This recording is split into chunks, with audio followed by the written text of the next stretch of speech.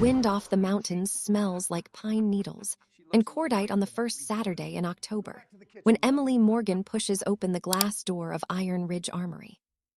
The little bell above the frame gives its tired jingle, the same two-note chime it has given every weekend for 23 years, and every head in the place turns the way wolves turn when a deer steps into the clearing. She is 28, maybe 29. No one will ever guess right. Her ash-brown hair is twisted into a knot that looks 2 seconds from collapsing. A thin white scar climbs from the corner of her left eyebrow and disappears into the hairline like someone once tried to split her thoughts open with a scalpel, and she simply refused to bleed out. She wears an olive drab windbreaker 2 sizes too big army surplus, circa 2011, zipper half busted, jeans that have been washed so many times the knees are the color of winter sky, and Salomon Trail shoes held together by dirt, superglue, and stubbornness. A gray canvas Jan Sport backpack, the kind freshmen buy for $30 and throw away by sophomore year, hangs from her right shoulder. Nothing on her costs more than $40. Nothing on her says money. Nothing on her says danger. Yet, inside, the shop is exactly what weekend warriors dream of and real operators avoid. Walls of walnut and glass, rifles hanging like expensive jewelry, the air thick with hops number 9, cigar smoke, and the low humming certainty that every man here is the apex predator of his own story. Karen is behind the register. 34, French manicure sharp enough to open letters, name tag polished until it could blind you. She leans forward on her elbows the way women do when they have already decided another woman is prey. Sweetheart, the yoga studio is 2 doors down. We sell actual guns here. The sentence is a starting pistol. The pack reacts instantly. Goatee clerk, name tag says, Josh, ask me about suppressors. Lifts a Mossberg 590 shockwave with theatrical slowness and sights down it toward Emily's chest. Know which end the loud goes out of Princess. Cigar old-timer, camo shirt, belly like a sandbag, 20 years of barstool Vietnam stories, takes the cigar from his lips and uses it as a pointer. Look at the backpack, full of kale and protest signs, I bet. Tactical pants instructor, 50, buzzcut gone salt and pepper, Oakley stems tucked into his hair even though the sun hasn't touched this room in decades, leans against a rack of Daniel Defense rifles and laughs through his nose. We don't rent cosplay props, kid. Comic-Con's in March. Grease-streaked apprentice, 19, freckles, Red Bull on his breath, wipes his hands on a shop rag that surrendered its original color sometime during the Bush administration. Thrift store special alert, boys. Those Salomons seen a trail, or just the walk from the welfare office to the bus stop. The laughter detonates, full-throated, comfortable, the sound of men who have never once been the smallest person in the room. Emily does not flinch. She steps fully inside and lets the door sigh shut behind her. The hydraulic closer exhales like it already knows how this ends. Her pale gray eyes, the color of gunmetal left out in the rain, sweep the room once. Exits, cameras, hands, faces, threat axes. Then they settle on the back wall, the locked glass cases where the serious rifles live. She walks deeper into the store. Each footfall is placed on the ball of the foot, almost silent, the way people move when hesitation has cost friends their lives. The laughter follows her like a pack scenting blood. Karen calls after her, sugar-laced with arsenic. We've got a cute little .380 in pink if you're scared of the big bad recoil. Old-timer wheezes, matches the yoga mat probably. Instructor adds, housewife starter kit, comes with a panic button and a Starbucks gift card. Emily stops in front of the precision rifle display. An empty spot on the wall gapes like a missing tooth, exactly where something very expensive and very quiet once lived. Her reflection stares back at her from the glass, small, underdressed, harmless. She lets the backpack slide off her shoulder and sets it on the floor with the care of someone placing a child in a crib. Then she speaks. The voice is low, unhurried, almost gentle, but every syllable lands like a round sliding home.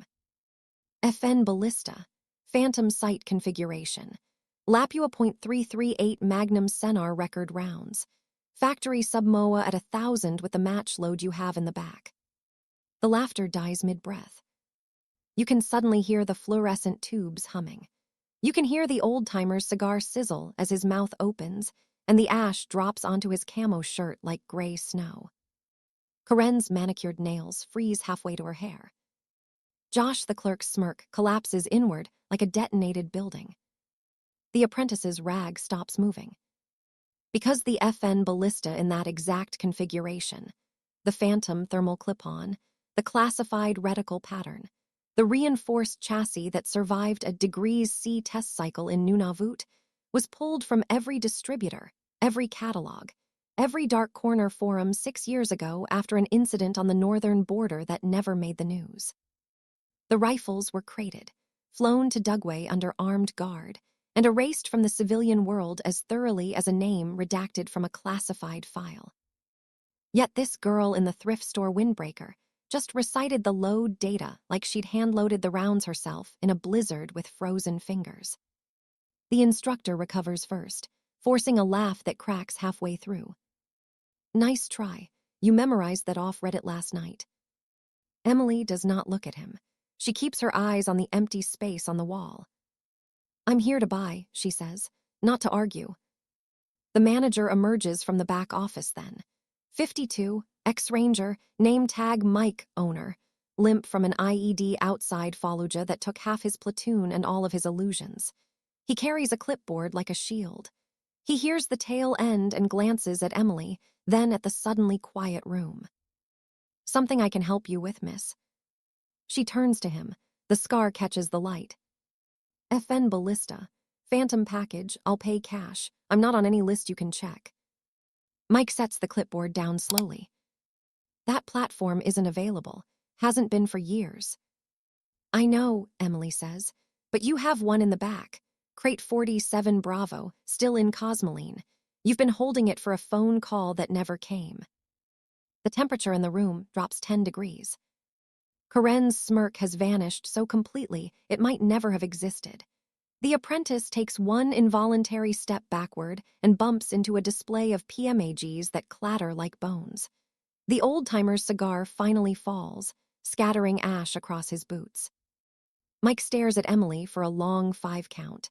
Then he reaches under the counter and presses a small black button that no customer is ever supposed to see. Somewhere in the back, a steel door unlocks with a pneumatic hiss that sounds like the building itself exhaling a secret. Emily picks up her backpack, slings it over one shoulder, and starts walking toward the employees-only area as if she has done it 100 times before. No one tries to stop her. Behind her, the ridicule tries to reassert itself, nervous laughs, muttered insults. But the words sound hollow now, like men shouting into a wind that has already changed direction. She disappears through the door.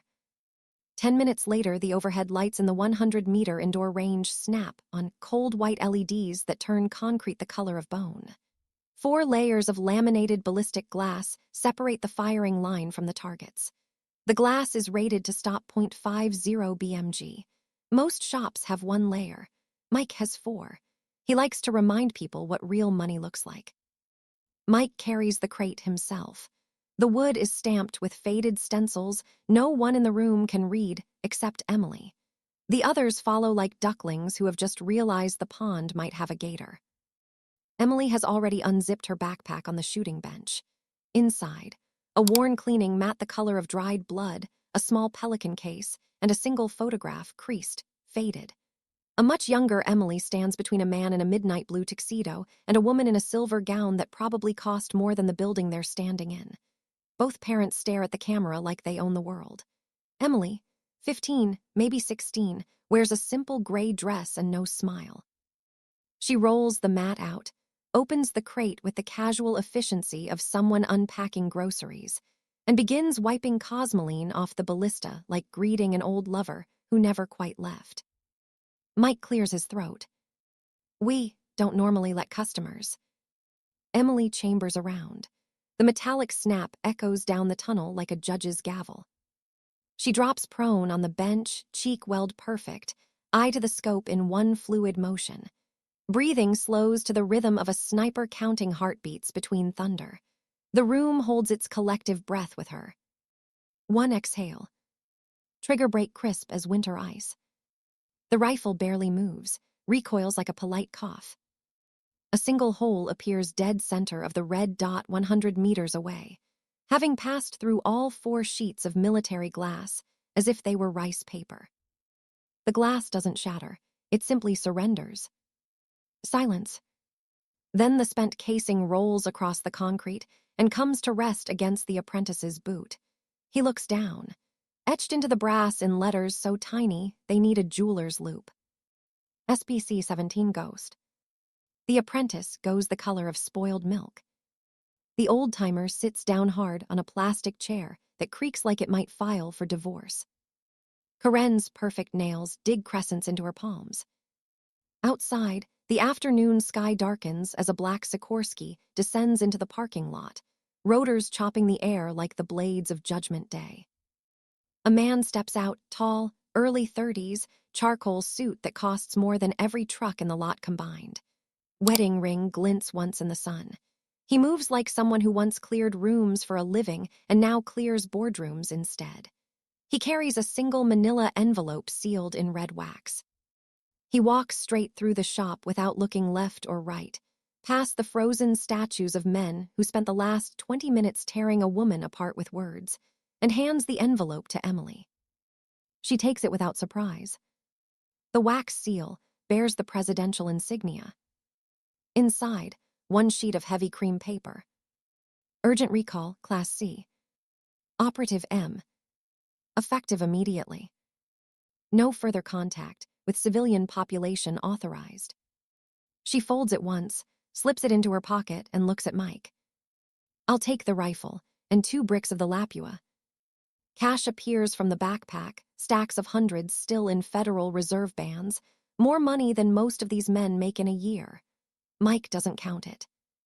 As she walks toward the door, the apprentice finds his voice again, small and shaking. Who the hell are you? Emily pauses at the threshold. The rotor wash whips her hair across the scar on her face. She doesn't turn around. I was nobody, she says. Then I was a ghost. Now I'm just a customer who needed a few old rounds. She steps into the sunlight. The helicopter door closes behind her. The Sikorsky lifts, banks once over the parking lot, and disappears north. Inside Iron Ridge Armory, no one speaks for a very long time. Weeks later, the consequences arrive the way slow poison does, quiet, inevitable, polite. Karen's termination letter is hand-delivered by corporate on a Tuesday morning. The shop's federal firearms license is up for renewal. Someone attached 39 minutes of 4K security footage to the application. She is gone by lunch. Her Instagram turns bitter, then silent. The apprentice's juvenile record, sealed, he thought, magically unseals itself during a routine background check for his Class 3 SOT application. His apprenticeship ends the same day. The Old Timers Hunting Club, membership since 1983, quietly votes to revoke his privileges after an anonymous packet of photos lands in the president's mailbox. Him, asleep drunk on the clubhouse couch with his rifle across his lap and a Confederate flag on the wall behind him. The instructor loses every sponsorship he has ever bragged about when old videos surface. Him screaming slurs at a female student who couldn't get her groups under 2 MOA. The brands cut ties before the sun sets. Josh, the clerk with the goatee, finds his face on a popular firearms forum next to the caption, "This is the guy who called a ghost operative princess." His inbox fills with job offers from places that do not exist and threats from places that very much do. He quits 2 weeks later. One by one, without drama or spectacle, the scales balance. Emily never looks back. She never needed to. The rifle rides in a nondescript black case in the helicopter's belly, wrapped in the same faded cleaning mat. The photograph is tucked inside the stock, her parents at a state dinner, her in the background wearing gray, already learning how to disappear in plain sight. Somewhere above the clouds, she leans her head against the fuselage, closes her eyes, and lets the thrum of the rotors carry her forward. Peace still isn't hers. But silence. Silence has always been her loudest weapon. And for the first time in 6 years, the rifle resting at her feet feels like coming home.